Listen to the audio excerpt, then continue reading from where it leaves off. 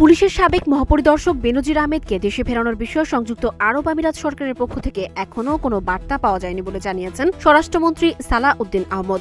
তবে ইতোমধ্যেই আমিরাত কর্তৃপক্ষের কাছে সব নথি পাঠানো হয়েছে এবং সরকার ইতিবাচক অগ্রগতির প্রত্যাশা করছে। শুক্রবার রাজধানীর ওসমানী স্মৃতি মিলনায়তনে মাদকদ্রব্যের অপব্যবহার ও অবৈধ পাচার বিরোধী আন্তর্জাতিক দিবস উপলক্ষে আয়োজিত অনুষ্ঠান শেষে সাংবাদিকদের সঙ্গে আলাপকালে তিনি কথা বলেন।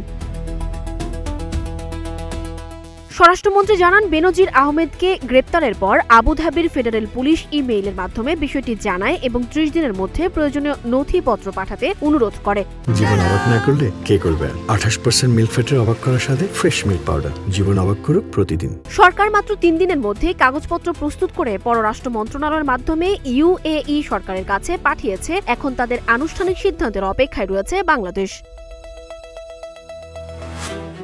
সীমান্ত পরিস্থিতি নিয়ে এক প্রশ্নের জবাবে মন্ত্রী বলেন, কোনো বাংলাদেশিকে জোরপূর্বক দেশে প্রবেশ করতে দেওয়া হয়নি। এ বিষয়ে বিজিবি সর্বোচ্চ সতর্ক অবস্থানে রয়েছে। ভারত যদি কোনো বাংলাদেশি নাগরিকের তথ্য দেয় তাহলে নাগরিকত্ব যাচাই করে পরবর্তী ব্যবস্থা নেওয়া হবে। ওসমান হাদি হত্যা মামলার অগ্রগতি প্রসঙ্গে স্বরাষ্ট্রমন্ত্রী জানান, মামলার ৩ আসামিকে ভারতীয় কর্তৃপক্ষ গ্রেপ্তার করেছে। তাদের বিরুদ্ধে ভারতের আদালতে আইনি প্রক্রিয়া চলছে।